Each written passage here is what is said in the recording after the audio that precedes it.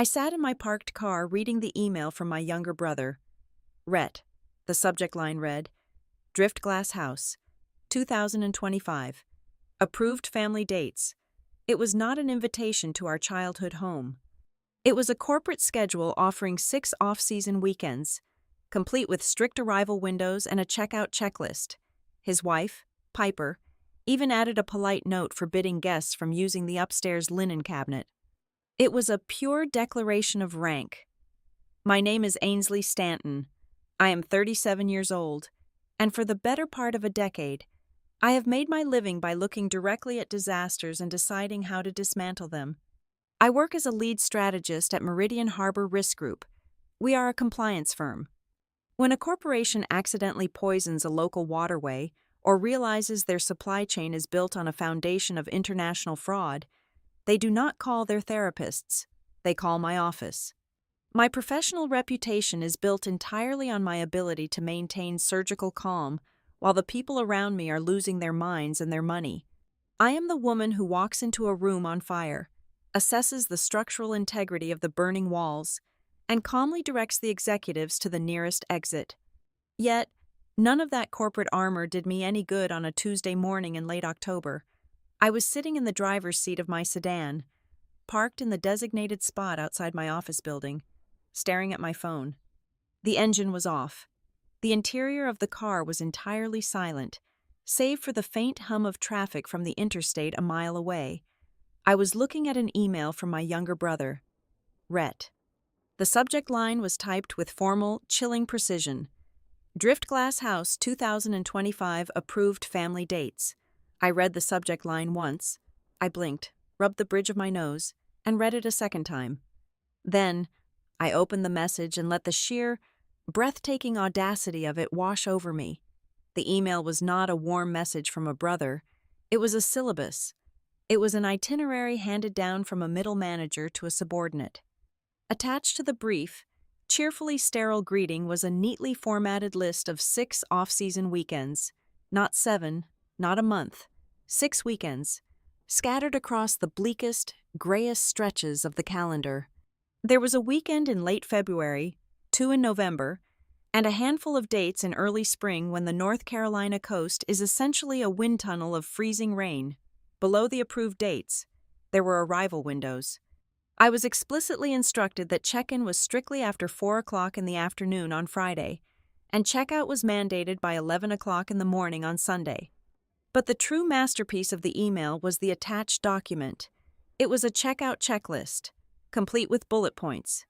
I was to strip the beds, run the dishwasher, empty the trash into the municipal bins down the lane, and ensure the thermostat was set to exactly 65 degrees before locking the door.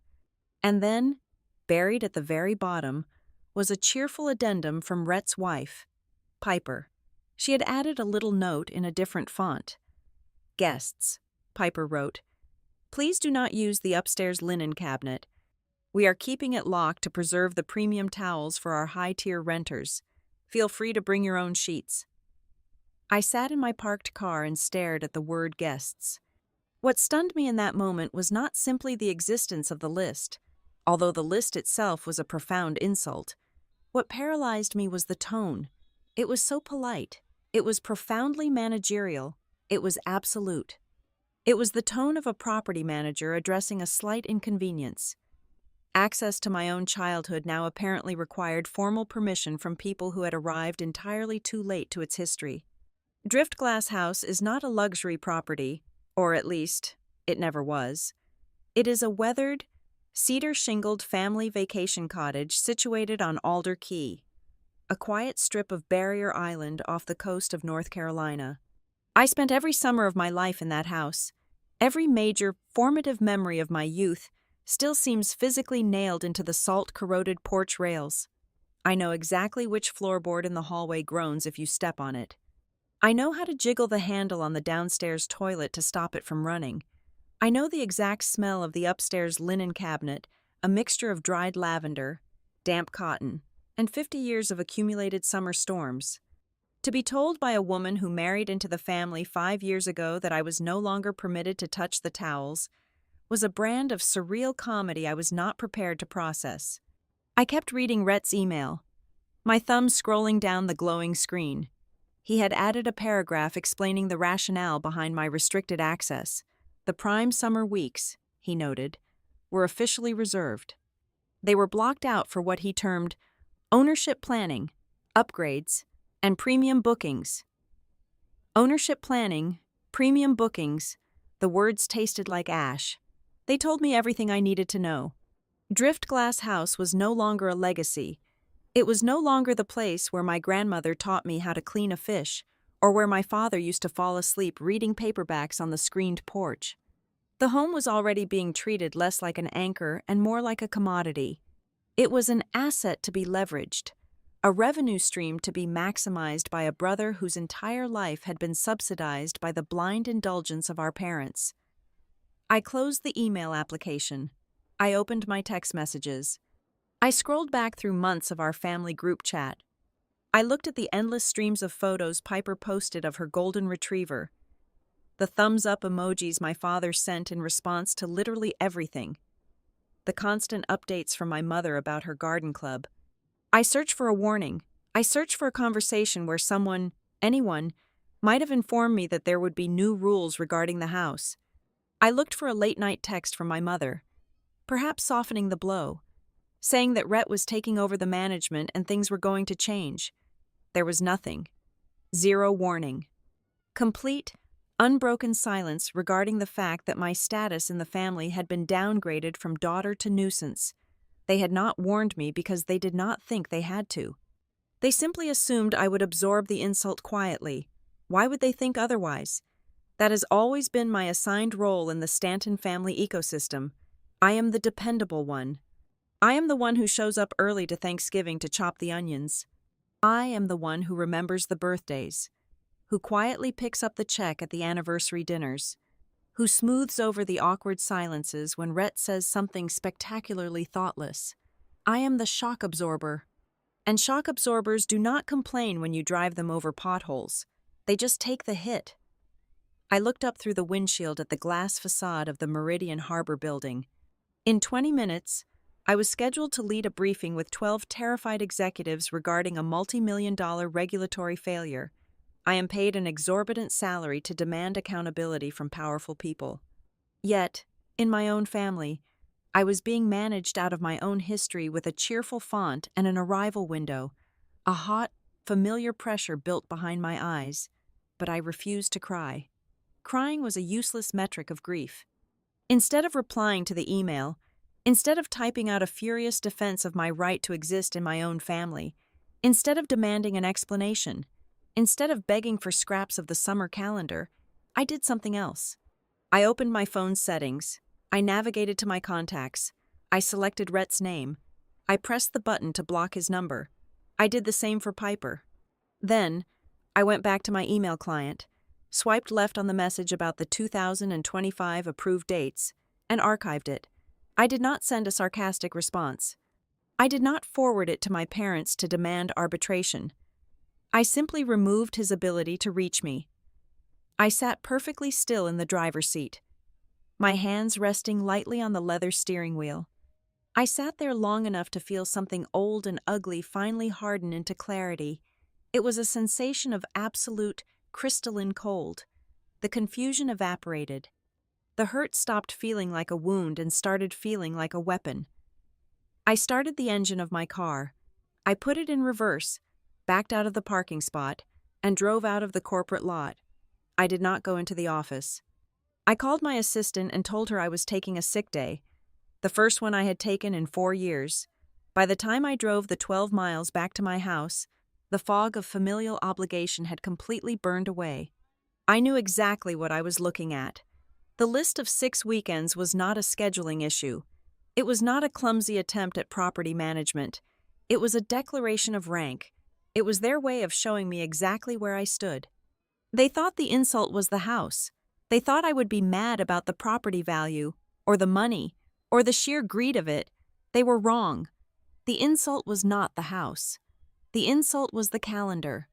They had treated me like a backup plan for 37 years. They expected me to nod, smile, wash my own sheets, and keep my mouth shut so they could play at being landed gentry. They expected the reliable daughter to stay reliable, but as I pulled into my driveway, I realized the reliable daughter was gone. The woman who parked the car was someone else entirely. I spent the 9 months of the academic calendar existing in Charlotte, but I did not really live there. Charlotte was a landscape of manicured lawns, predictable traffic lights, and the low, constant hum of central air conditioning fighting off the relentless southern heat. It was a comfortable waiting room, a place where I simply passed the time until the real world opened its doors. My actual life, the only life that ever felt entirely authentic to my bones, occurred exclusively at Drift Glass House. Nestled against the protective, shifting curve of Alder Key, the cottage was a study in stubborn endurance. It was a 2-story structure covered in cedar shingles that the fierce ocean wind and salt spray had beaten into the muted, silvered color of a bruised twilight. The house did not face a pristine, manicured beach of white sand. Instead, it stared down a sprawling expanse of pale dunes and stiff, aggressive tidal grass that hissed like a nest of snakes whenever the coastal breeze picked up. It was the wild, muddy, breathing edge of the Atlantic ecosystem, and it was perfect. The soul of that property was my maternal grandmother, Evelyn Hart. Evelyn was not the sort of grandmother who baked soft cookies or spoke in gentle, cooing tones while knitting on a porch swing. She was a woman carved from harder elements. She had knuckles like walnuts, hands permanently calloused from physical labor, and a permanent squint from decades of staring down the midday glare bouncing off the water. She made the property feel completely sacred, but she achieved that reverence without ever once sounding sentimental. In Evelyn's practical worldview, a family home was not a delicate museum piece, and it certainly was never meant to be polished and displayed as a trophy. A house was a living, breathing partner in your survival. She believed it should be used hard, filled with loud arguments and muddy footprints and wet bathing suits, but it absolutely had to be repaired honestly. If a board on the eastern deck rotted from the driving rain, you cut it out and you replaced it with good, solid wood. You did not simply paint over the rot and pretend the weakness was not there. Under her strict and unsentimental tutelage, I became the quiet custodian of the property. By the time I was 12 years old, I knew exactly how to pry out the old rubber splines and patch the fine mesh of the window screens so the brutal greenhead flies could not get inside the bedrooms. I spent humid, suffocating July afternoons priming the heavy wooden storm shutters, my forearms speckled with white paint that took days to scrub off. I knew the specific, satisfying rasp of a wire brush scraping green salt corrosion off the heavy brass door hinges. I learned the invisible labor of love, the kind of work no one applauds, because they only notice it if you fail to do it. My brother, on the other hand, learned a completely different set of survival skills. Rhett learned how to charm the adults. Whenever there was a heavy truckload of dark mulch to spread around the foundation, or a clogged gutter to clear of wet pine needles, Rhett possessed a supernatural ability to evaporate into thin air. He would vanish right before the heavy lifting commenced, only to reappear an hour later with a pitcher of iced tea, a brilliant, easy smile, and a funny, captivating story about a pelican he saw stealing bait down on the public pier. My parents devoured his performances with absolute hunger. Our father, Douglas Stanton, was a man who worked too hard in corporate risk management and simply wanted to be effortlessly entertained on his weekends. He loved Rhett's easy, athletic confidence. He loved that Rhett never brought him difficult questions or asked for help with dirty jobs. Our mother, Marla, was even worse. She looked at my brother as if he were a minor deity who had graciously decided to visit our dining table for the summer. She loved how effortlessly he could turn any room, even a damp, sand-filled living room on a rainy Tuesday, into an adoring audience. They did not want to discipline him into doing his share of the chores. They wanted to sit back and applaud him. And because they were so busy applauding Rhett, they needed someone to actually keep the complex machinery of the family vacation running. That was my department. I was the dependable child. I was the one trusted with the spare keys to the utility shed and the hurricane supplies. I was the one who memorized the sprawling grocery lists, ensuring we never ran out of dark roast coffee or the specific, expensive brand of sunblock my mother required. I was the one who made the midnight medicine runs to the 24-hour pharmacy 15 miles away on the mainland when someone inevitably got an ear infection or a scraped knee. I tracked the complex daily tide charts, so we knew exactly when it was safe to take the small aluminum boat out into the shallow sound. For years, I thought their heavy reliance on me was a form of profound praise. It sounded like respect when they said they could always count on Ainsley.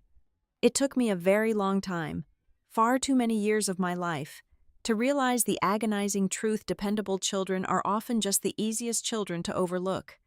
You do not have to pay attention to a solid foundation until the day it finally cracks under the weight. But Evelyn saw me. Driftglass House was the one place on earth where I felt entirely visible, and it was entirely because of her clear, uncompromising gaze. I remember one specific afternoon, right after a brutal late summer squall had battered the coast for 2 straight days. We were standing under the dripping eaves, and I was holding a heavy yellow flashlight steady while she secured a loose piece of metal flashing that had been rattling in the wind.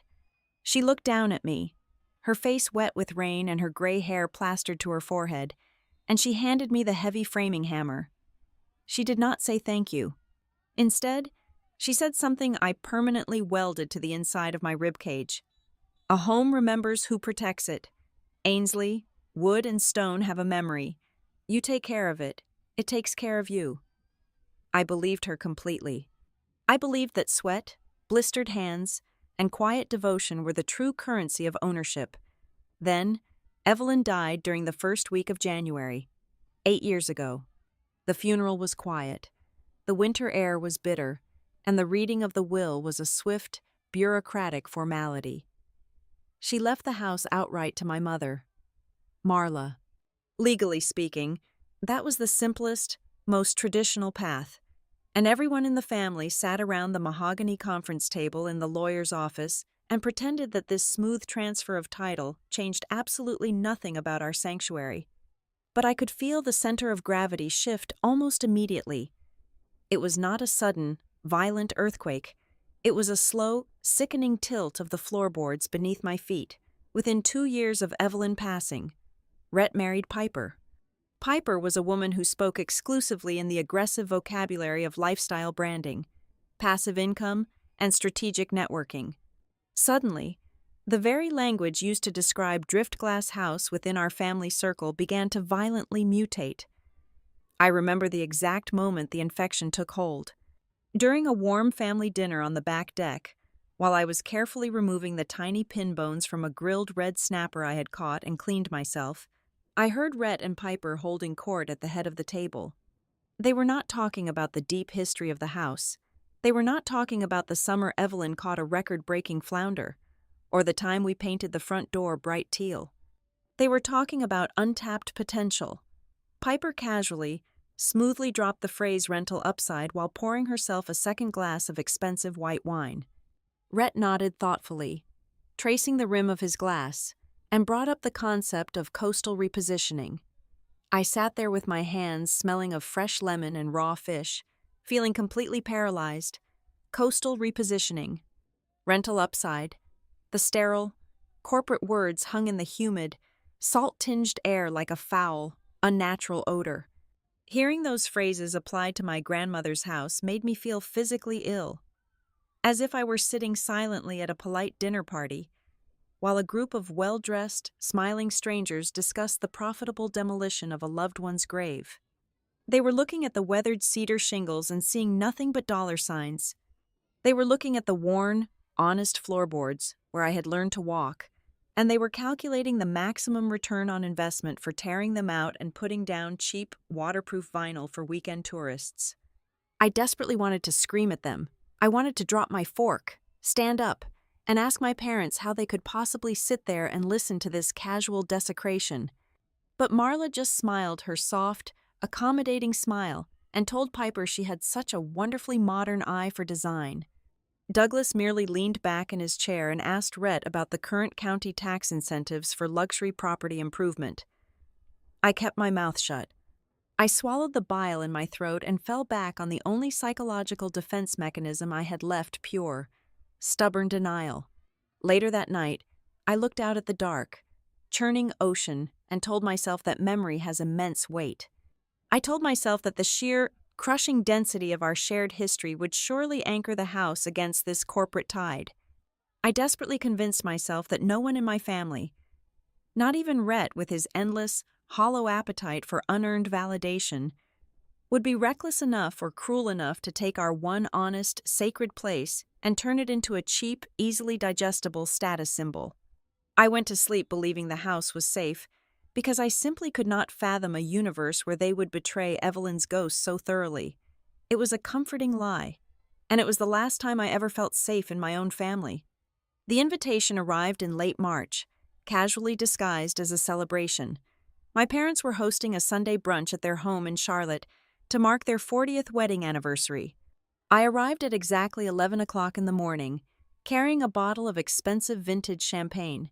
When I walked into the sunlit dining room, the trap was already set, meticulously laid out across a pristine linen tablecloth. My mother, Marla, was hovering nervously over the buffet sideboard. She had made a massive spinach and feta quiche, a platter of thick-cut candied bacon, and a crystal bowl filled with fresh blackberries and mint. These were not Rhett's favorites. Rhett preferred heavy, sweet carbohydrates, like stuffed French toast smothered in syrup. These were entirely my favorites. The moment I saw the golden crust of that quiche, a cold, heavy knot formed at the bottom of my stomach. In my family, bad news never arrives bare. It always comes heavily dressed in aggressive hospitality. If my mother was feeding me my favorite meal on a day that was supposed to be about her marriage, it meant she was preparing to ask me to swallow something incredibly sharp. We sat down at the table, at the bay. The champagne was poured into tall flutes. We spent 30 excruciating minutes making polite, frictionless conversation about the mild spring weather, my father's recent golf scores, and Piper's new yoga instructor. Then, exactly as the main plates were being cleared away, the atmosphere in the room abruptly shifted. It was a subtle but undeniable drop in barometric pressure. Rhett leaned back in his mahogany chair, slowly swirling the remnants of his mimosa, while Piper sat unnaturally straight beside him, a tight, expectant smile pasted firmly on her face. My father, Douglas, cleared his throat. He did not look at me. He looked at the center of the table, focusing intently on a lavish floral arrangement of white lilies, and began a speech that possessed the stiff, awkward cadence of a corporate press release. "Your mother and I have been doing a great deal of reflection lately," my father said, his voice measured and artificially deep. "Reaching 40 years of marriage makes a man think about legacy. It makes you think about the future. We want to be proactive. We are thinking long-term, particularly regarding our physical assets. It is absolutely vital to us that we keep Drift Glass House in capable hands for future generations." I carefully set my linen napkin on the table. My pulse was a steady, heavy thud in my ears. I waited for the inclusion, the part of the speech where he would explain how Rhett and I would manage the coastal property together as a united front. Instead, Marla reached across the corner of the table and placed her manicured hand directly over Rhett's wrist. She gave his arm a tender, maternal squeeze before finally turning her gaze to me. Her eyes were wide and glossy with a manufactured sincerity that made my skin crawl. "We have decided to transfer the deed of the house entirely to Rhett," she announced. Her tone was shockingly light, as if she were casually informing me they had decided to repaint the downstairs guest bathroom a slightly different shade of blue. He and Piper have such a much stronger vision for preserving it. We really feel, deep down, that this is the best path forward for the property. I sat perfectly still. The room was utterly silent, except for the faint, rhythmic ticking of the antique grandfather clock out in the main hallway. I looked at my mother, then I looked at my father, and finally, I looked at my brother. Rhett looked back at me with a calm, unblinking expression. There was absolutely no surprise on his face. There was no shock on Piper's face. In that fraction of a second, The entire architecture of the betrayal revealed itself to me in terrifying clarity. This was not a proposal. This was not a family discussion aimed at gathering my input. This was an announcement of a concluded transaction. The paperwork was already filed with the county. The legal signatures were already dry. This decision was months old, legally complete, and it had been debated, refined, and ultimately executed in a series of secretive conversations from which I had been deliberately and meticulously excluded. Before I could even form a single syllable of protest, Piper leaned forward, clasping her hands together in a gesture of earnest, performative excitement. She completely bypassed the emotional devastation hanging in the room and launched directly into a polished sales pitch. "We are just so incredibly honored. Ainsley," Piper said, her voice dripping with careful modesty. "We have spent the last 6 months putting together a highly comprehensive business plan. We really want to elevate the guest experience down there. The place has so much rustic charm, but it desperately needs updated interiors to compete in the current rental market. We are going to bring in proper staging, modernize the amenities, and really focus on making the house financially sustainable." She was pitching me. She was sitting at my parents' dining table, digesting my mother's quiche, and talking to me as if I were a skeptical venture capitalist instead of the woman who had spent the last 3 decades of her life scraping salt corrosion off those very walls. Financially sustainable, the words were merely a polite, corporate way of saying they were going to gut the soul out of the place to fund their own lavish lifestyle. I turned my attention away from Piper and focused entirely on my brother. I wanted to see if he had the basic human courage to own his greed. "So," I said, my voice dangerously flat and devoid of any inflection, "you get the house, entirely." Rhett offered a soft, self-deprecating chuckle. He held up his hands in a gesture of false surrender, playing the role of the humble victor. "Look, Ainsley, I know exactly how this sounds right now, but I promise you it is not about favoritism. It really is not. It is just pure, basic practicality." He paused, adopting an expression of deep, brotherly concern. "You are so incredibly busy with your career. You are always traveling, always putting out massive fires at your firm. And let us be perfectly honest here. You are not really a beach property person anymore. You never have time to enjoy it. This arrangement just takes the burden of upkeep completely off your shoulders." I stared at him, unable to blink. "You are not really a beach property person anymore." It was a rewrite of my life so grotesque, so completely divorced from actual reality, that a sudden, hysterical urge to laugh clawed violently at my throat. I was the only person in this family who knew how to reset the main breaker box when the fierce coastal storms hit. I was the only person who knew exactly which dunes were protected by state environmental law. I spent every spare weekend of my 20s patching the cedar roof while he was out networking at expensive mainland country clubs. To sit there and look me in the eye and tell me I was not a beach property person was not just a lie. It was a deliberate, psychological erasure of my entire existence within that home. I did not yell. I did not flip the table or shatter my champagne flute against the wall. I took a slow, deep breath, steadying my racing heart, and asked one single, simple question.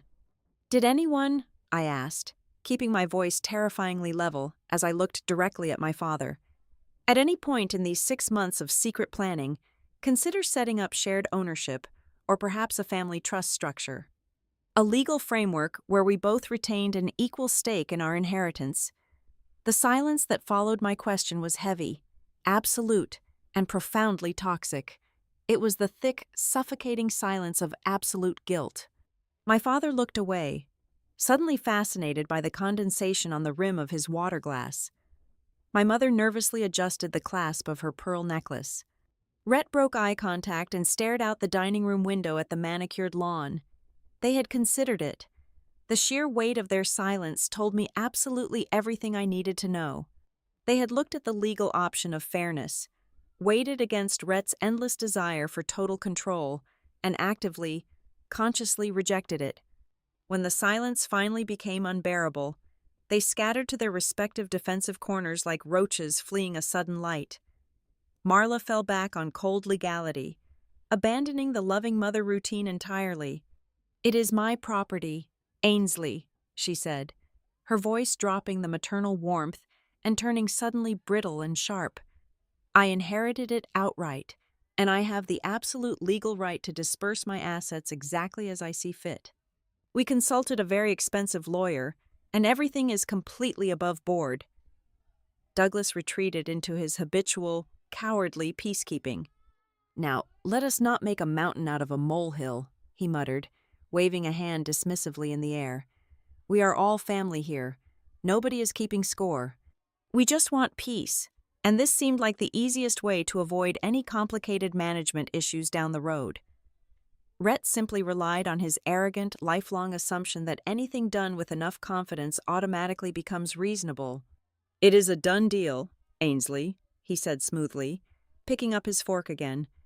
"We are going to do great things with the place. You will see. You can come down and enjoy it without ever having to worry about paying the property taxes or fixing the plumbing." He was literally framing his theft as a generous favor to me.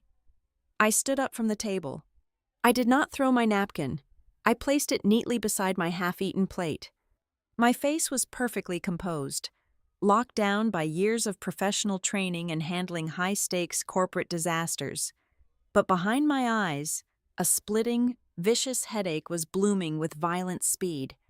"Thank you for brunch," I said quietly, looking at my mother. The quiche was excellent. I turned on my heel and walked out of the dining room. I heard my mother call my name once, a weak, highly theatrical protest meant only to soothe her own conscience, but I did not stop walking. I walked out the front door, got into my car, and drove away from the anniversary celebration. As I navigated the familiar, leafy suburban streets of Charlotte, the sick, paralyzing realization finally settled deep into my bones. My family did not merely choose Rhett. Choosing Rhett was just the mechanical outcome of the paperwork. What they had actually chosen was a completely fabricated version of events. They had collaboratively authored a brand new family mythology in which my labor was entirely invisible. My devotion to that house was irrelevant, and I was never, ever meant to matter equally. They desperately needed me to be the unbothered, busy corporate sister, because acknowledging the truth that they were stripping away the only place I truly loved would require them to admit they were terrible people. I drove home with a pounding head, knowing with absolute certainty that the family I thought I had been faithfully protecting for 37 years had never really existed at all. Exactly 21 days after the anniversary brunch, the email from my brother materialized in my inbox. I had already absorbed the initial shock of the subject line and the restricted dates while sitting alone in my vehicle outside the office. But later that evening, sitting at my kitchen island with a mug of black tea, I opened the attached document again. I needed to see if my mind had exaggerated the sheer audacity of Piper's addendum. It had not. The transfer of the deed was never just a matter of county paperwork. The email confirmed it was a formal eviction, heavily perfumed with Southern etiquette. Piper's attached document was titled Salt Wake Retreat Guest Guidelines. It was a staggering 4 pages long, beyond the mandate to wash my own sheets and ignore the linen cabinet. There were heavily bolded rules about candles. Absolutely no open flames were permitted on the premises, as if I had not spent my 20s safely managing the kerosene lamps during hurricane power outages. There were strict protocols for food storage to deter pests, heavily implying I was incapable of closing a bag of potato chips without professional supervision. The outdoor furniture placement was mapped out with an actual diagram, warning guests not to drag the Adirondack chairs too close to the dune line. But the most staggering bullet point was buried on page 3. It was a strict prohibition on inviting what Piper termed unapproved day guests. I was not allowed to have a friend over for an afternoon beer on the porch without submitting their name for corporate clearance. I did not scream. I did not throw my mug against the backsplash. I simply turned my laptop around and slid it across the marble counter. Jonah Vale was standing on the other side of the island, chopping bell peppers for dinner. Jonah is a trauma nurse at the main city hospital. He spends his 12-hour shifts stabilizing gunshot victims, managing chaotic families in waiting rooms, and deciphering the frantic language of human panic. He possesses a deeply ingrained radar for absolute nonsense and a profound appreciation for quiet competence. We had been dating for just over 1 year, long enough for him to understand the complex, toxic ecosystem of the Stanton family without ever getting dragged into the mud himself. He wiped his hands on a dish towel, leaned forward, and read the email. He read the arrival windows. He read the checkout checklist. He read the prohibition on day guests and the warning about the premium linens. He read the entire document in total silence. When he finished, he pushed the laptop back toward me. He did not offer a polite, neutralizing platitude. He did not tell me that they probably meant well or that I was misinterpreting their tone. Jonah looked directly at me and said the one sentence no one in my family had ever possessed the courage to say out loud. "This is cruel on purpose," Jonah said. His words hit me like a physical blow, knocking the remaining wind out of my lungs, but it was the clean, sharp pain of a dislocated joint finally being snapped back into place. He was exactly right. It was not thoughtless. It was calculated. In the past, my reaction to family conflict was always predictable. I would swallow my pride, draft a carefully worded, diplomatic text message, and try to find a compromise that kept the peace. People who wield power through manipulation rely entirely on the compliance of their targets. They expect the dramatic confrontation because a confrontation means you are still playing the game. It means you are still begging for a seat at the table. I decided to do something far more unsettling to people who desperately needed my obedience. I simply disappeared from the ritual. The 4th of July family cookout was the first casualty. Every summer of my life, I was the one who bought the heavy bags of charcoal, marinated the chicken, and stood over the blistering grill while Rhett drank imported beer and told charming stories. This year, I did not show up. I did not send an apology text. I turned off my phone, packed a small cooler, and spent the holiday hiking a secluded trail in the Blue Ridge Mountains with Jonah. Then came Labor Day. Marla traditionally hosted a large, sprawling barbecue in Charlotte to mark the end of the season. I did not RSVP. I did not attend. By the time Christmas Eve arrived, the silence had stretched into a thick, impenetrable wall. The holiday season is the ultimate theater for toxic families, a time when everyone is expected to show up, wear a festive sweater, and pretend the poison in the water supply tastes like eggnog. Jonah and I stayed in my townhouse. We ordered an obscene amount of expensive sushi, drank good wine, and watched old movies. It was the first Christmas of my adult life where I did not feel a tight, anxious knot in my chest. At 8 o'clock that night, my phone rang. The caller identification displayed my mother's name. I let it ring 4 times before I finally pressed the green button. I did not say hello. I just waited. "Ainsley," Marla said. Her voice was trembling, heavy with the manufactured vibration of a woman who had spent the entire afternoon practicing her martyrdom in the hallway mirror. "I cannot believe you are doing this to us tonight. Your father is pacing the floor. Rhett and Piper are completely devastated. The entire family is just heartbroken by your behavior." I leaned against the kitchen counter and watched Jonah pour another glass of wine. I felt absolutely nothing. The deep well of daughterly guilt was completely dry. "My behavior," I repeated, my voice steady and completely devoid of warmth. "Mother, heartbreak did not seem to matter much to you when you demoted me from a daughter to a guest. You gave away my home and then handed me a list of chores. Do not call me on Christmas Eve to complain that I'm no longer available to absorb your insults." I ended the call before she could formulate a defense. I did not block her number, but I never answered her calls again. My father, entirely incapable of direct verbal confrontation, resorted to text messages. Over the next week, Douglas sent a series of short, cowardly dispatches. "Please call your mother," he wrote on Tuesday. 2 days later, another arrived. "We need to move past this." And finally, the ultimate Stanton family mantra, "Just be reasonable, Ainsley." I stared at that last text for a long time. Be reasonable. In my family, reason had never meant logic. Reason had always meant accepting humiliation quietly. Being reasonable meant I was supposed to digest their cruelty without forcing anyone else to examine the bitter taste of it. I deleted the message threads. Rhett, true to his nature, never offered a single syllable of an apology. He never called to explain himself or to argue. He lacked the spine for a direct fight. Instead, he used our mother as a human shield. Shortly after the new year began, Marla forwarded me an email from Rhett. He had written a lengthy, defensive paragraph about the challenges of property management and the rising costs of coastal insurance. At the very end of the forwarded text, he had included a message specifically meant for me. "Tell Ainsley I am sorry she is taking this so personally," Rhett wrote. "I was just trying to create structure." Just trying to create structure.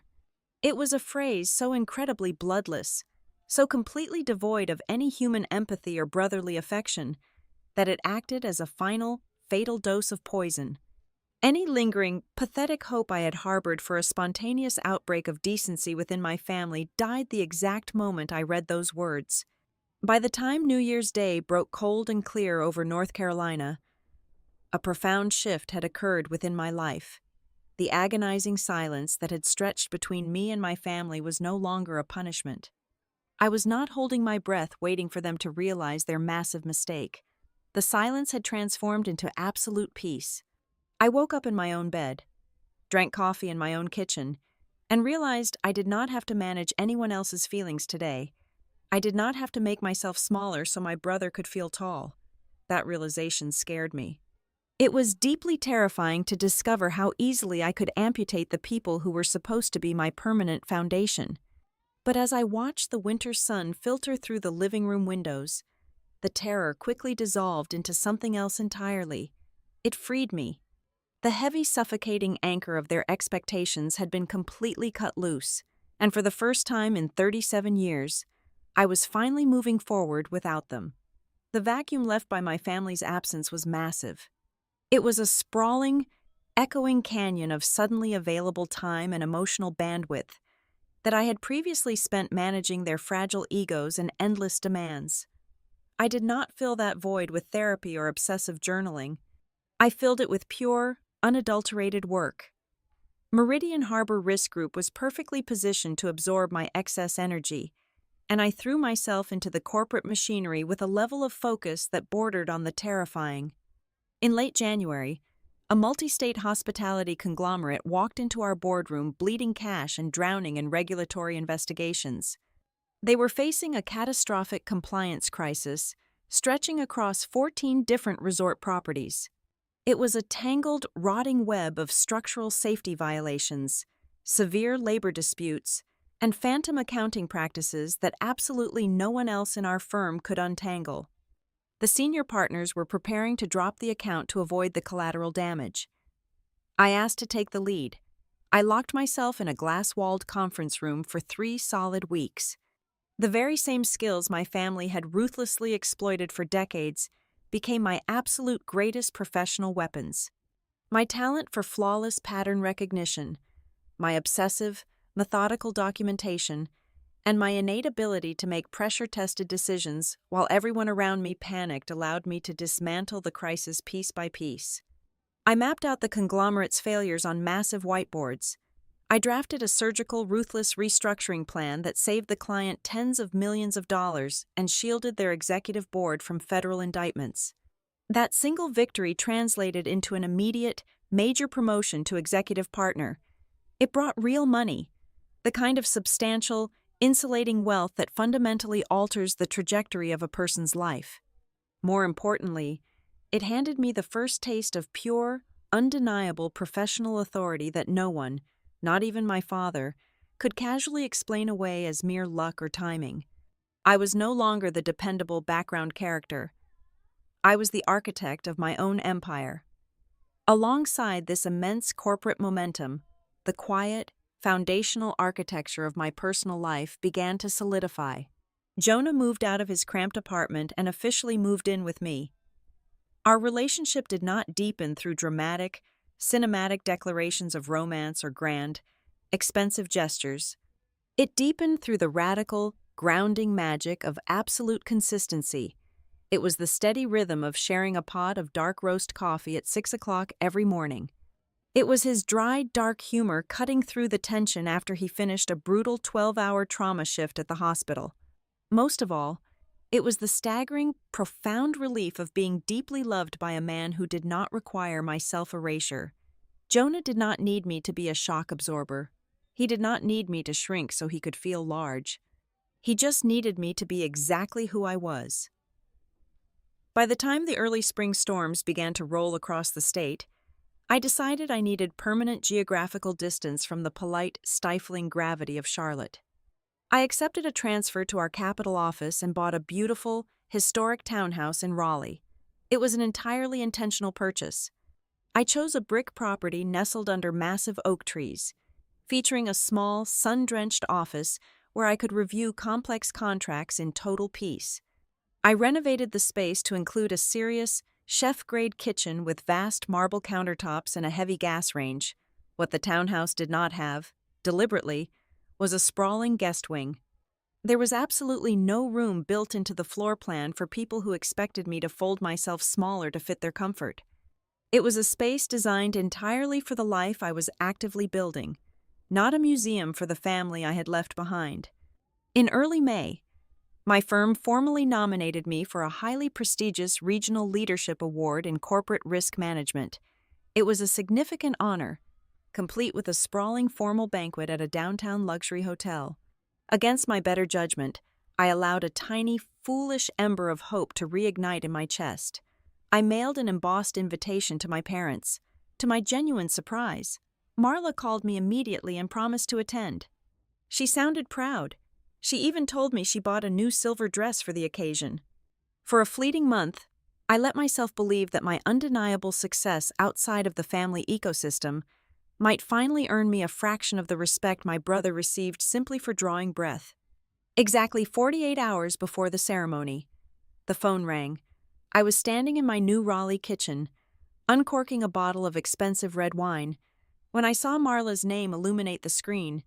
I answered, and before she even finished her first rushed sentence, the familiar metallic taste of profound disappointment flooded my mouth. She was calling to cancel. Her voice was breathless, entirely consumed by the frantic, buzzing energy of a woman coordinating a much more important event.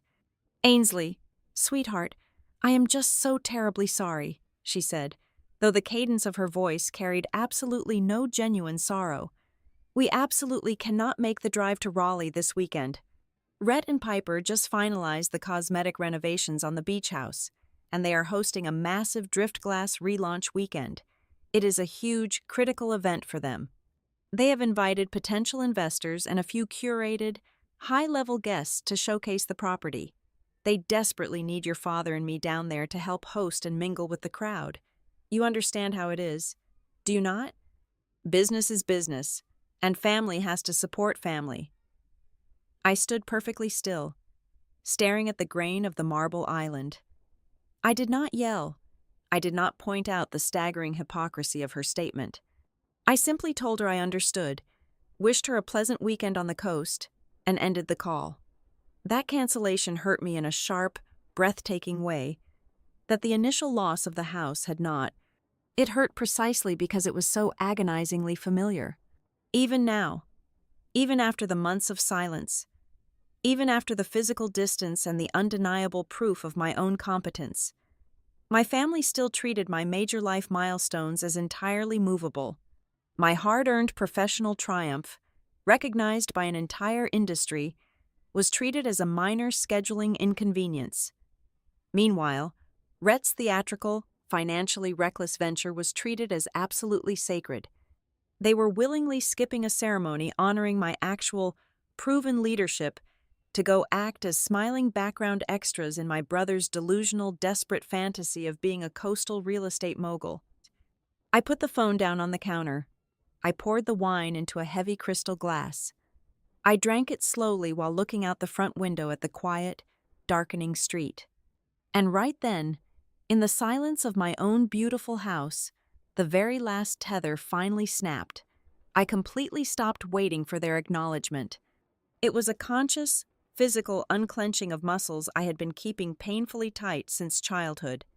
I realized with absolute clarity that I could spend the rest of my natural life trying to prove my worth to people who were biologically incapable of seeing it, or I could simply walk away from their theater entirely. I chose to walk away.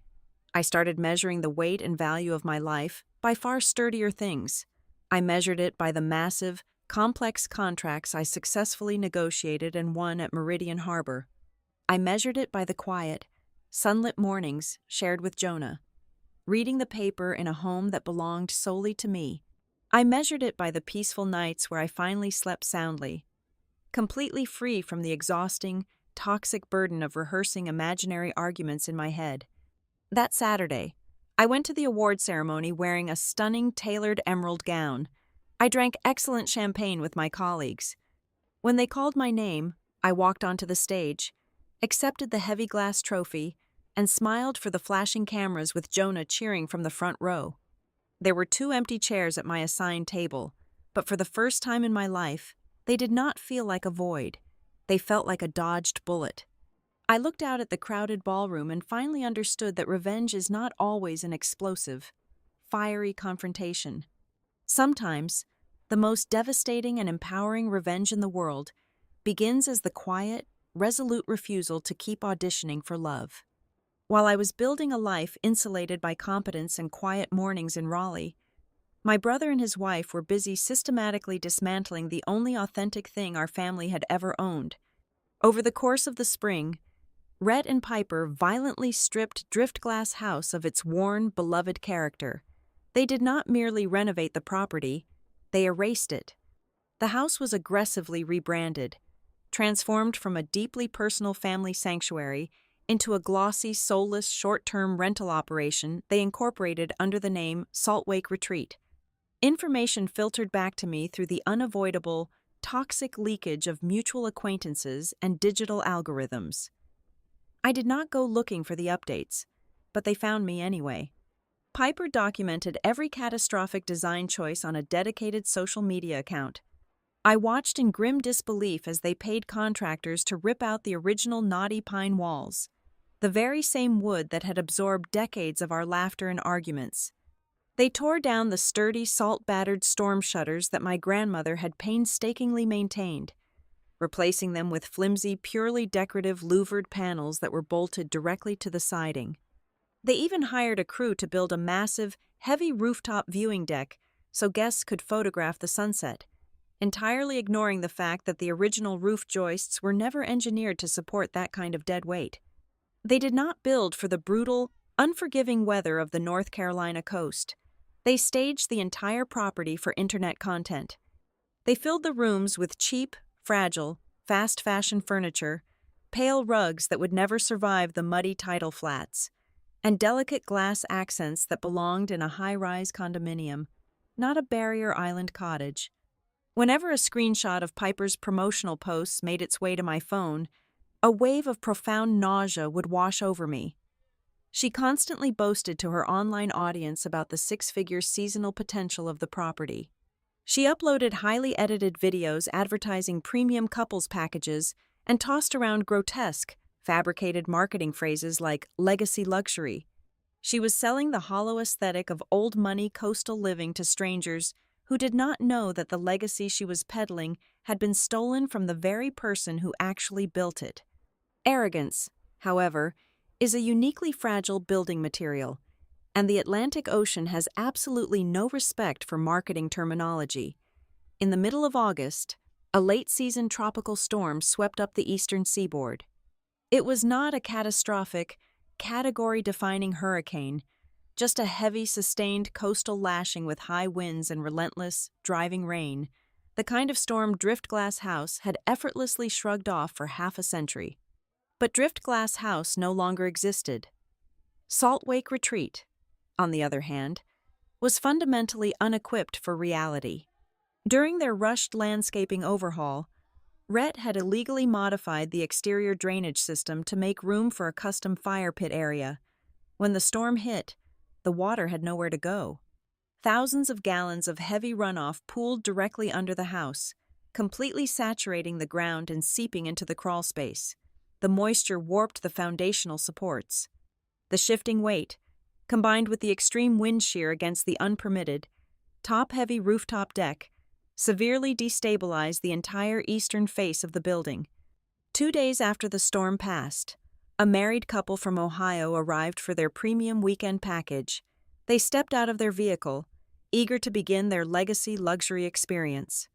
The husband grabbed a heavy suitcase, walked toward the front entrance, and stepped onto the exterior wooden stairs leading to the main porch. The stairs, compromised by the shifting foundation and entirely lacking the reinforcement brackets my grandmother used to inspect annually, buckled under his weight. The man fell awkwardly, twisting his ankle with enough force to tear multiple ligaments. He spent his vacation in a mainland emergency room and immediately hired a personal injury attorney. The attorney filed a massive liability claim, which acted as the catalyst for an unavoidable microscopic insurance review. When an insurance adjuster is looking at a 6-figure payout, they do not care about curated social media feeds. They care about paperwork. The adjuster arrived at Alder Key and began pulling county records. Within 48 hours, the entire illusion violently collapsed. The insurance company discovered the unpermitted structural changes regarding the rooftop deck. They found that the flood compliance documentation had officially lapsed because Rhett had ignored the renewal notices sent to his new corporate address.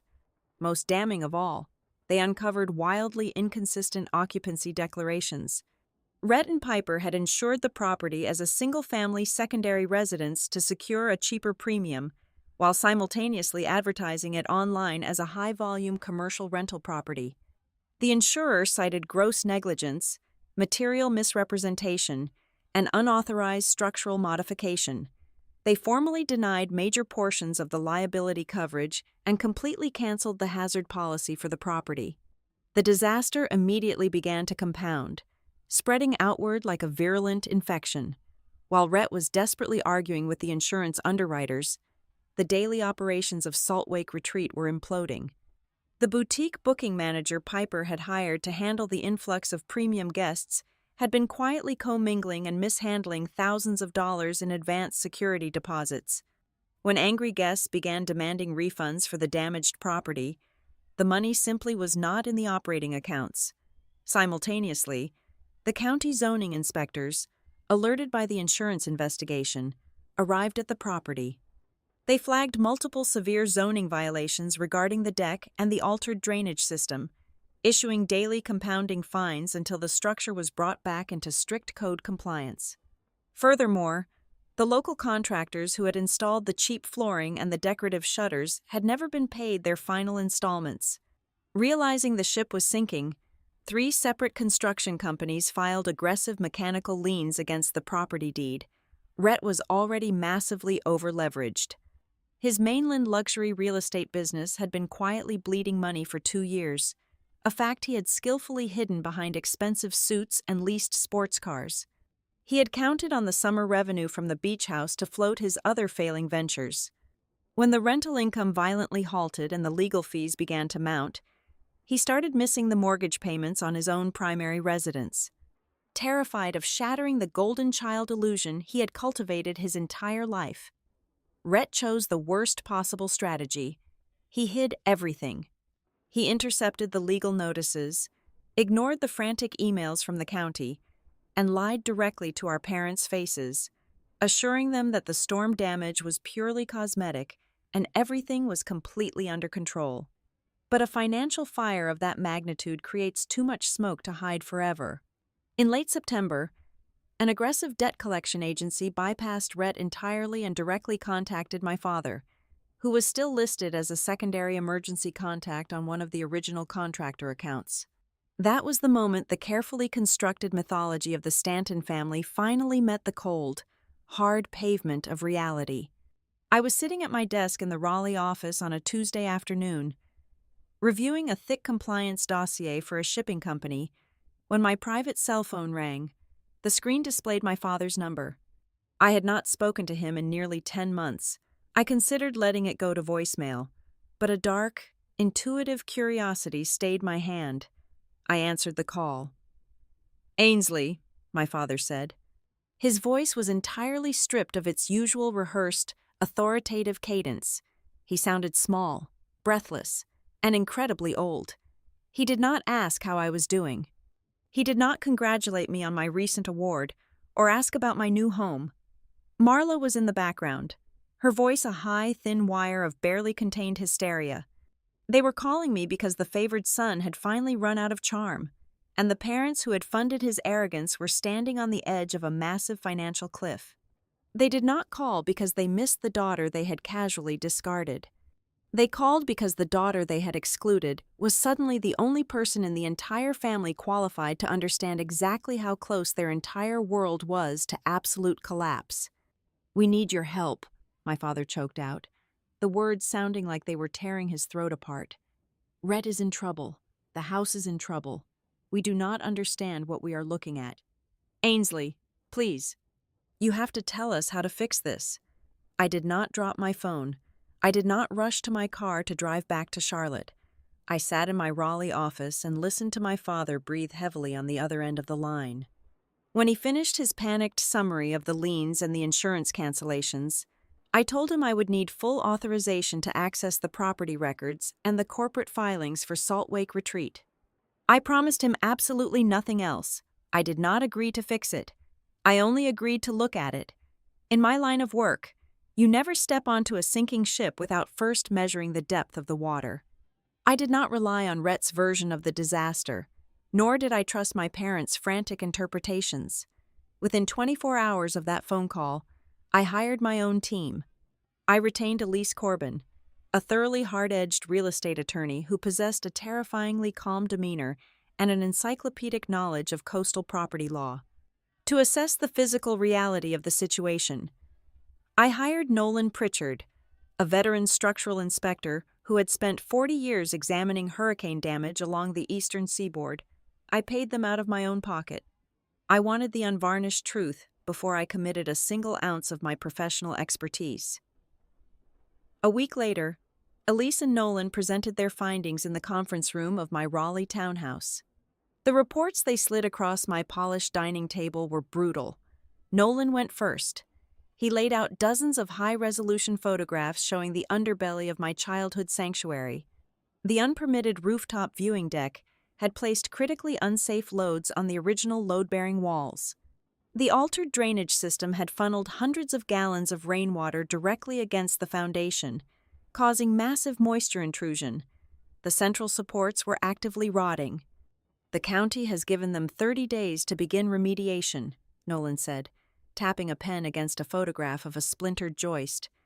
"If they do not comply, the structure will be condemned. The code exposure alone is staggering."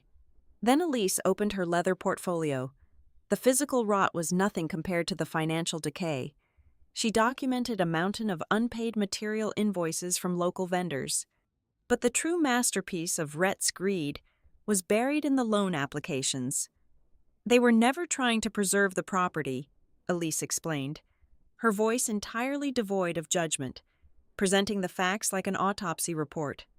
"I pulled the recent banking activity for their corporate entity.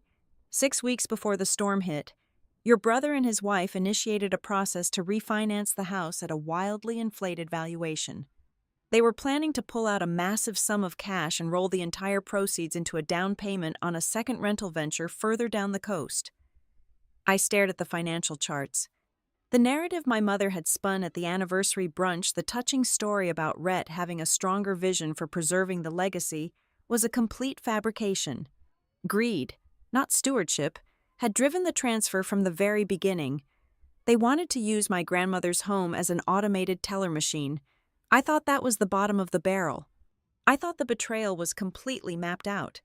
But Elise flipped to the very last section of her dossier.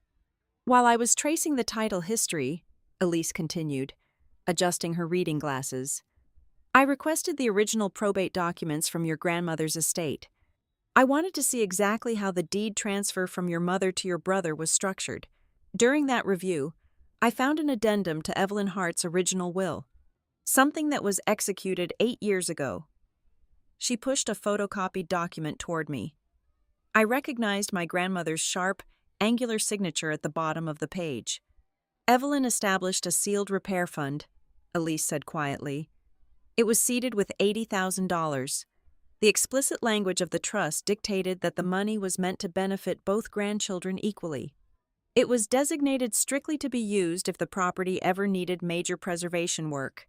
A new roof, foundation settling, things of that nature. I frowned, scanning the legal jargon. I never knew about this fund. We replaced the eastern storm doors 5 years ago, and my mother made me pay for half the materials out of my own savings. Elise folded her hands on the table. That is because the money was gone by then. Ainsley, your mother was the sole executor of that specific trust. 6 years ago, when Rhett's first logistics company filed for bankruptcy, your mother quietly liquidated the entire repair fund.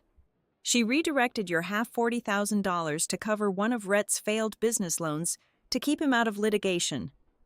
The air in the room seemed to freeze. I read the bank transfer records Elise provided. The dates aligned perfectly. It was the exact same year my mother told me she could not help me with a down payment on my first car because her retirement accounts were tied up. She had never told me about the fund. She had never repaid the money.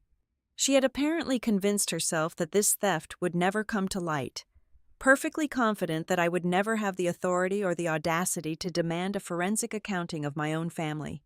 That single discovery changed the fundamental chemistry of my entire existence. The betrayal was no longer merely emotional. It was no longer just a matter of playing favorites or taking my labor for granted. It was financial. It was deliberate. It was documented in black and white by the county clerk. They had stolen from me to subsidize his failure. I thanked Elise and Nolan, paid their final invoices, and escorted them out. Then, I picked up my phone and initiated a conference call with my parents. I did not invite Rhett. He was a symptom. My parents were the disease. When they answered, the desperate hope in their voices was palpable. They thought I was calling to offer a rescue plan. Instead, I read them the exact dates and amounts of the bank transfers from Evelyn's repair fund. The silence that followed was suffocating. It was not the silence of confusion. It was the silence of people who have been caught running out of the back door with the silver. My father spoke first. His voice was a pathetic, defensive mumble. Ainsley, you have to understand the context. We were trying to protect him. His business partners were threatening to sue. I knew she moved the money. Yes, but the family was already under stress. We did not want to cause a massive rift over an emergency. The family was already under stress. I closed my eyes and let the sheer, towering cowardice of that sentence wash over me. It landed on my chest like a lead weight, acting as the final, definitive translation of my entire childhood. In my father's eyes, my pain, my financial loss, and my deception were always infinitely more convenient than enduring 10 minutes of conflict with Rhett. Keeping the peace simply meant robbing me quietly so my brother could sleep soundly. You stole my inheritance, I said, my voice completely flat. You took money that Evelyn left for my protection, and you handed it to him so he could fail comfortably. Marla began to weep. It was not the weeping of a remorseful mother. It was the shrill, frantic crying of a woman whose carefully curated image was disintegrating in real time. Please, Ainsley, Marla begged, her breath hitching dramatically into the receiver. Do not do this. Do not make this uglier than it already is. We are losing the house. Your brother is facing bankruptcy. Is that not enough punishment for us? Can you not just look at the documents and help us find a legal loophole to save the property? Her request was so incredibly revealing that it almost steadied me. Do not make this uglier. The ugly part had already happened, and they were the ones who had done it with smiles on their faces. They had manufactured the ugliness year after year, lie after lie, and now they wanted me to drape a pretty curtain over it. They wanted the corporate fixer. They wanted the woman who salvaged millions for logistics companies and hospitality conglomerates. They expected me to step into the wreckage, use my brilliant legal mind and my deep pockets, and reconstruct the very same pedestal they had used to elevate my brother above me. I have looked at the documents, I told my mother, ignoring her theatrical sobbing. I have mapped out the code violations, the liens, and the insurance fraud Rhett committed. I know exactly how to fix it. Oh, thank God. My father exhaled sharply. Tell us what to do. I am not going to do anything, I replied, feeling a profound, terrifying lightness spread through my limbs. I am not going to donate my professional expertise to clean up a catastrophic mess built entirely on favoritism, lies, and the quiet theft of what was partly mine all along. I will not save him, and I will not save you from the consequences of choosing him. I disconnected the call before either of them could formulate another excuse. I sat alone in my quiet, sturdy house, surrounded by the irrefutable evidence of their treachery, and realized that knowing the absolute truth was infinitely better than being loved by liars. It took exactly 48 hours for my brother to bypass our parents and contact me directly. Rhett called my direct office line on a Thursday morning. He bypassed my assistant by claiming it was a severe family medical emergency. When I picked up the receiver, his voice was dripping with that familiar, easy collegiate charm, completely ignoring the reality of our estranged year. Ainsley, look, Mom and Dad are in a complete panic, Rhett said, letting out a heavy manufactured sigh. You know how they get. I am just trying to straighten out the compliance side of things down at the coast. It is just a little red tape with the county inspectors and some cranky contractors. I was hoping you could take a quick look at the filings for me. Just as a favor. Sibling loyalty, right. He spoke as if the last 12 months had simply not occurred. He expected me to erase the eviction email, the stolen inheritance, and the years of casual insult on his command, all for the low price of my unpaid, highly specialized labor. I am not going to review your filings as a favor. Rhett, I told him, my voice perfectly level. If you want to discuss the property, you and Piper will meet me and my legal counsel tomorrow at 2 o'clock in the afternoon at the downtown Charlotte offices of Corbin and Associates. Bring Mom and Dad. If you are not there by 5 minutes past 2, I am blocking your number on this line as well. I hung up before he could test his charisma against my boundaries. The next afternoon, the massive conference room at Elise Corbin's firm felt like an operating theater. It was bright, sterile, and entirely devoid of the emotional soft lighting my family usually relied upon to hide their transgressions. Elise sat at my right. My parents sat across from us, looking shrunken and exhausted. Rhett and Piper arrived exactly on time, vibrating with defensive, nervous energy. I did not offer small talk. I let Elise open the meeting. My client is prepared to offer a permanent solution to the current liabilities surrounding Alder Key, Elise began, sliding a thick, neatly bound purchase agreement across the polished mahogany table. Ainsley is offering to buy Driftglass House from you, Rhett, at a fair, as is valuation. She will assume the heavy burden of the legal cleanup, negotiate the contractor liens, and close the transaction in 14 days. It is fast enough to stop the bleeding before the county initiates foreclosure proceedings. My mother immediately tried to flood the room with guilt. Ainsley, please, Marla pleaded, her eyes welling with calculated tears. How can you sit there and treat your own flesh and blood like a hostile corporate takeover? This is your brother. We are supposed to help each other. Let us be reasonable, my father chimed in, defaulting to his lifelong role of the pathetic mediator. Perhaps Ainsley could just co-sign a short-term loan for you. Rhett. Just to get the contractors off our backs, we can all own a piece of it. Rhett leaned back in his heavy leather chair, crossing his arms over his chest, desperately trying to pretend he still held a shred of leverage. I am not signing over the deed, he declared, puffing out his chest. I have serious investors interested. I can easily hold out for a better buyer. I just need a bridge loan. The performance was entirely exhausted. I looked at the three of them, perfectly aligned in their shared delusion, and realized it was time to strip the remaining oxygen out of the room. I reached into my briefcase and pulled out the copies of the estate paperwork Elise had unearthed. I slid the documents directly across the table, stopping them right in front of my mother. Before we discuss bridge loans, I said, my voice cutting through the tension like a surgical blade, let us discuss the $80,000 repair fund Evelyn left in trust for both of her grandchildren. The fund you entirely liquidated 6 years ago. Mother. Marla stared at the bank transfer records. The color completely drained from her face, leaving her looking hollow and utterly terrified. I brought the itemized receipts, I continued, making sure my eyes never left hers. $40,000 of my designated inheritance, diverted without my knowledge or consent, directly into the operating accounts of Rhett's failing logistics firm. The room descended into a suffocating, absolute silence. Rhett dropped his arms, staring at our mother in genuine shock. Even Piper looked horrified. Marla broke first. She did not break into full, honest accountability.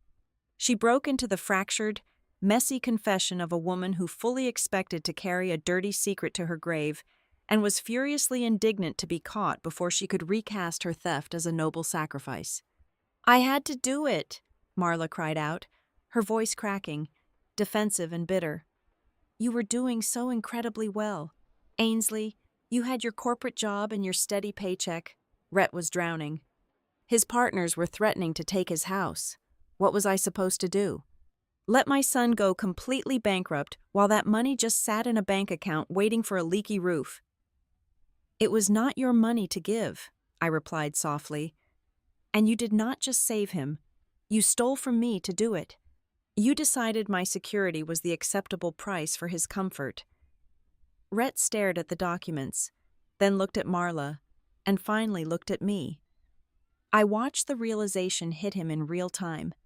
For 37 years, Rhett genuinely believed he was the favorite because he was inherently better. He believed he was smarter, more talented, and naturally destined for success. But staring at the irrefutable proof of his own constant, secret bailouts, the grand illusion shattered. He finally understood that Driftglass House was never actually given to him as a blessing. It was handed to him as a desperate validation mechanism.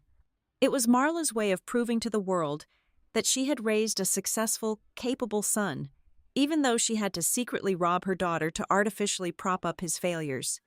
He was not the chosen child because he had earned it. He was chosen because he was the weakest link, and my parents were profoundly addicted to rescuing him. "You bought my company out of the red with her money?" Rhett asked Marla. His voice barely a whisper. All the collegiate charm had completely evaporated. Marla could not even look at him.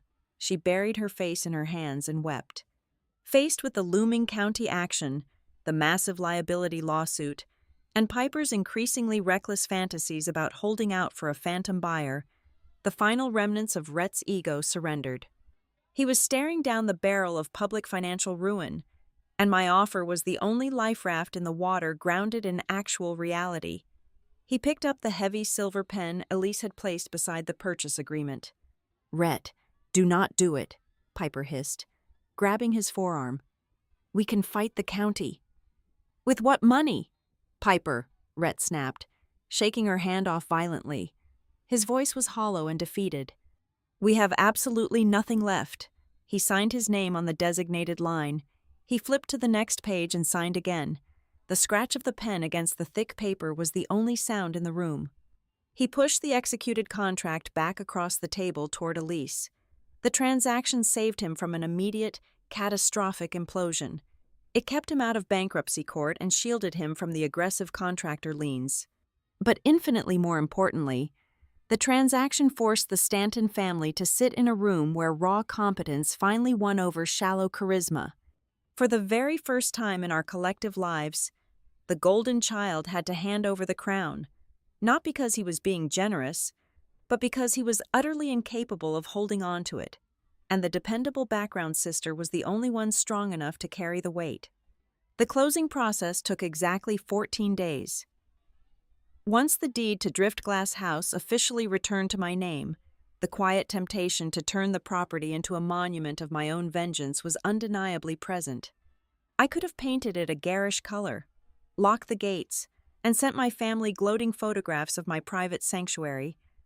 I could have built an impenetrable fortress to remind them of their colossal failure every single day. Instead, I chose to restore what was actually true about the place. I did not want a trophy. I wanted my home back. I hired a local builder named Silas. a man who possessed a deep, preservation-minded respect for coastal architecture. He understood that we were not merely fixing a broken structure. We were excavating a buried memory. Together with Jonah, we spent the first 2 months completely undoing the grotesque corporate facelift my brother had inflicted upon the property. We tore down the unpermitted rooftop viewing deck piece by massive piece, hauling the heavy waterlogged lumber to the municipal dump by the truckload. We stripped away the cheap, warped vinyl flooring and carefully salvaged whatever we could of the original knotty pine beneath it. Silas helped me reinforce the main structural joists with heavy galvanized steel, ensuring the house could once again stand up to the brutal autumn storms.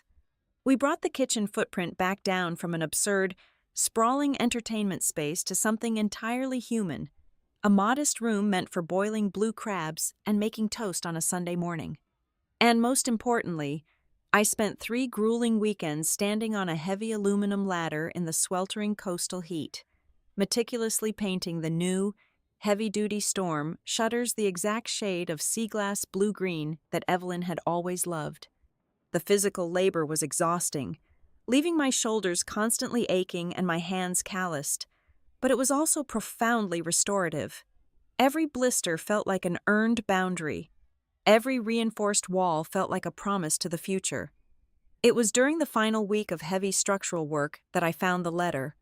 I was down in the dark, damp crawl space beneath the eastern wing, wearing a headlamp and a heavy respirator mask, trying to locate the original brass shutoff valve for the outdoor shower. Tucked behind a rotting cardboard box filled with Evelyn's old, rusted fishing gear and tangled spools of monofilament line, I spotted a small, airtight military surplus ammunition canister. I pulled it out into the daylight, pried open the heavy metal latch, and found a stack of old property surveys. Folded neatly beneath them was a thick piece of heavy stationery. It was a letter written entirely in Evelyn's sharp, unmistakable cursive. It was not a binding legal document, nor was it addressed to anyone in particular. It was simply a quiet declaration of her philosophy regarding the land she loved. I sat on the sandy grass and read the words aloud to the empty yard. In the second paragraph, Evelyn had written that a family home must never become the prize for whoever shouts the loudest. She wrote that blood does not automatically grant respect, and that the house required caretakers, not kings. The final lines of the letter hit me with the force of a physical blow. She stated clearly that any family member who comes in good faith should always find the front door open, but no one should ever be allowed to weaponize access to the people they are supposed to love. I read those sentences 3 times. That single piece of paper became the absolute moral hinge of my entire existence. For months, a dark, bruised part of my soul had secretly fantasized about doing to my family exactly what they had done to me. I wanted them to feel the precise, suffocating humiliation of being handed a schedule and told to wash their own sheets. I wanted to watch them beg. But sitting there with Evelyn's ghost speaking directly to me, I realized I did not want to mirror what was done to me. I only wanted to end it. If I used Drift Glass House to punish them, I was simply inheriting their disease. I refused to let their cruelty dictate my character. 2 days later, my phone rang. It was Marla. I had not spoken to her since the afternoon we signed the purchase agreement in the attorney's office. When I answered, her voice carried a brittle, bitter edge, heavily masked by a weak, defensive attempt at humor. "Well, Ainsley," Marla said, her tone sharp and defensive.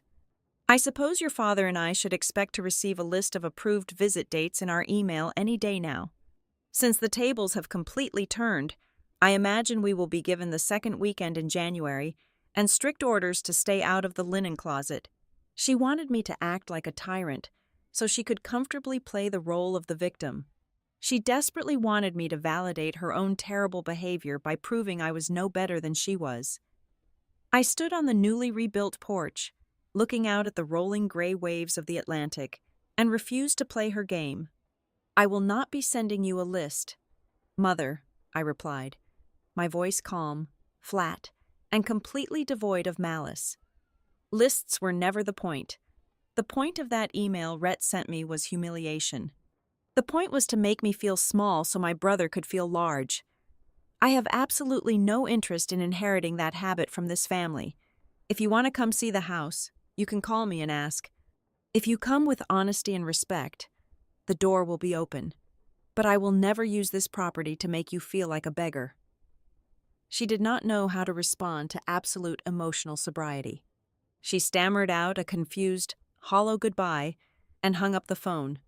The true reckoning, however, arrived on a rainy Saturday in late October. The coastal wind was howling, driving sheets of cold rain against the new blue-green shutters. I was inside, drinking hot coffee with Jonah, when a car pulled into the crushed shell driveway. I watched through the front window as Rhett stepped out into the heavy downpour. He was completely alone. He did not have Piper with him to run interference. He was not wearing one of his expensive, tailored suits. He wore a faded canvas jacket, and he looked entirely stripped of his usual protective arrogance. I opened the front door and stepped out onto the covered porch. Rhett walked up the wooden stairs, his hair plastered to his forehead by the rain. In his hands, he carried a heavy cardboard box. "I found these in the attic of my house," Rhett said, his voice quiet, almost swallowed by the sound of the wind. "They are all the old childhood photo albums Mom gave me when we moved. And I brought this." He reached into his wet pocket and placed Evelyn's heavy, tarnished brass key on the porch railing between us. It was the original master key to the cottage, the one he had proudly claimed when the deed was transferred. He stood there for a long time, looking at the restored cedar shingles, the reinforced joists, and the perfectly primed window frames. He looked at the immense, undeniable proof of my labor, and for the very first time in our adult lives, he did not try to talk his way out of his failure. "I am sorry," Rhett said. He looked directly into my eyes, and the apology was entirely devoid of his usual manufactured charm. "I am sorry for the email. I am sorry for taking the money from the fund. I am sorry for everything I broke. I wanted to be the man who owned the big beach house, but I never actually knew how to take care of it. You did. You always did." It was the first real, unvarnished apology I had ever heard him speak. I looked at my brother, standing shivering in the rain. I did not instantly forgive him. Forgiveness is not a light switch. You can simply flip on demand. It is a long, highly complex road, and one rainy apology does not magically erase 37 years of learned selfishness and deliberate theft. But I did not turn him away. I let him stand there on the finished porch. I let him feel the solid, unyielding wood beneath his feet. I let him look at the beautiful, enduring home that he had almost completely destroyed through sheer, blind greed. Standing there in the cold, facing the undeniable physical reality of his own catastrophic mistakes and my quiet salvation, was the absolute first consequence he could not charm his way around. And as we stood together listening to the crashing ocean, I knew the old hierarchy was finally permanently dead. It was the final weekend of August when I invited them back to Alder Key. I made it explicitly clear in my formal email that this invitation was not a joyous family reunion meant to celebrate our renewed bonds over potato salad. It was a required reckoning. I invited my father, my mother, and my brother. Piper was notably absent, having decided her fragile ego could not withstand the architecture of her own defeat. She stayed in Charlotte, leaving Rhett to face the music alone. They arrived precisely at 4 o'clock on a Friday afternoon. When they stepped out of their vehicles onto the crushed shell driveway, they stopped and stared. Driftglass House was beautiful again, but it was absolutely not glossy. It completely lacked the sterile, curated shine of Piper's failed social media fantasy. It felt deeply lived in, appropriately salt-marked by the harsh coastal winds, and incredibly durable. The heavy, dark wood floors were meant for sandy bare feet and wet bathing suits, not premium luggage. The unpermitted rooftop deck was gone. The exterior lines were clean and strong, and the house was unmistakably anchored to Evelyn's spirit once more. I cooked a massive pot of low-country shrimp boil for dinner, serving it on thick ceramic plates.